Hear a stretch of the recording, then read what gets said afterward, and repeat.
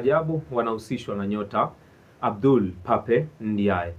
Huyu bana ni miongoni mwa wachezaji ambao wana jina kubwa sana barani Afrika.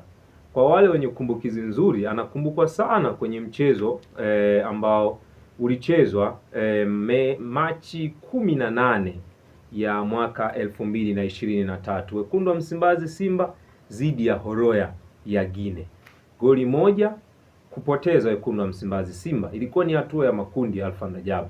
Simba walipoteza kwa goli moja pale Guinea, kwa maana ya kwenye uwanja wa Horoya, lakini Simba walifanya vizuri kwenye uwanja wa Benjamin Mkapa na hatimaye kufuzu kwa ushindi wa mabao 7-0 kwenye huo mchezo. Mechi hiyo iliwahusisha baadhi ya nyota akiwemo Self Kulibali, alikuwepo Amadou Bonkoe, alikuwepo Damar Kamara, lakini walikuwepo kina Kal Diaw. Miongoni mwa mechi ambayo ilikuwa na vivutio vikubwa na ilikuwa na vitu vingi sana ambavyo vilikuwa vinawafanya timu ya Horoya ya Guinea kuwa miongoni mwa timu ambayo ilifanya challenge kubwa sana kwa wekundu wa Msimbazi Simba. Huyu ambaye anahusishwa hapa ni Pape Abdul Ndiaye. Amezaliwa tarehe 11 ya mwezi Novemba ya mwaka 2001. Mpaka sasa ana umri wa miaka 24, ambaye alikuwa anawatumikia klabu ya Al Ittihad ya pale nchini Libya. Mahali alikozaliwa ni Rufel pale nchini Senegal.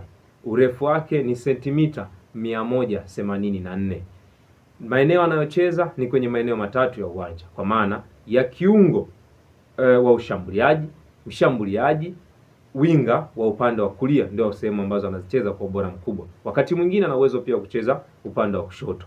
Lakini pia Alfa Rajabu, takwimu zake in details akiwa na Al Ittihad, manake alijiunga akitokea Al Hilal Omdurman. Kutokea Al Hilal Omdurman alitokea Horoya, miongoni mwa vilabu vikubwa barani Afrika na vimekuwa vikifanya vizuri. Takwimu zake mwaka 2025 2026 akiwa anawatumikia Al Ittihad alifunga goli 2 katika mechi 11 alizocheza na assist moja. Dakika 990 pekee ndizo alizocheza akiwatumikia Al Ittihad. Lakini wakati huo 2024 2025 dakika 1890 akafunga goli 6 mechi 21 na kuassist mara 2. Huyo ni Pape Abdul Ndiaye.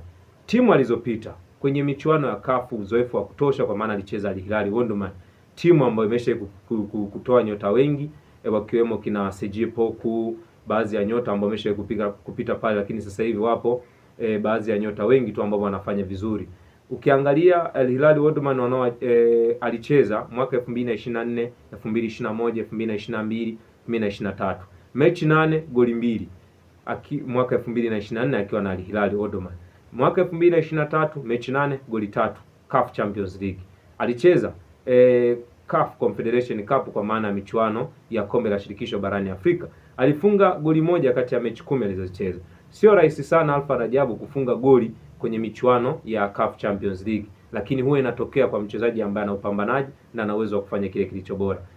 Mechi ambayo inamkumbuka, yani watu wengi wanamkumbuka sana, kwa wale ambao wana ubora mkubwa wa kukumbuka ama kurudisha akili zao nyuma na fikra zao kwa ubora, atakumbukwa sana kwenye mchezo wa Machi 18 ya mwaka 2023 Horoya walipokuja kwenye uwanja wa Benjamin Mkapa. Ile 7-1 kwenye aggregate baada ya Simba kucheza Guinea, wakaja wakacheza Tanzania. Ile 7-1, lile goli moja la Horoya alilifunga kijana Abdul Pape Ndiaye. Kwa ni miongoni mwa wachezaji hatari sana. Kipindi kile alikuwa na kina Mamadou Bonkoe, kina Self Kulibali kwenye kikosi cha Horoya United, kikosi cha Horoya FC, alifanya vizuri sana. Lakini alijiunga na vilabu kadhaa. Libya amecheza timu 2, lakini alicheza Al Hilal Omdurman, kwa maana ni timu 4 zenye ubora na zenye ufanisi mkubwa sana. Kama atakuja Simba, kuna kitu cha ziada ambacho kiukweli anaweza kukiongeza kwenye klabu hiyo. Naam.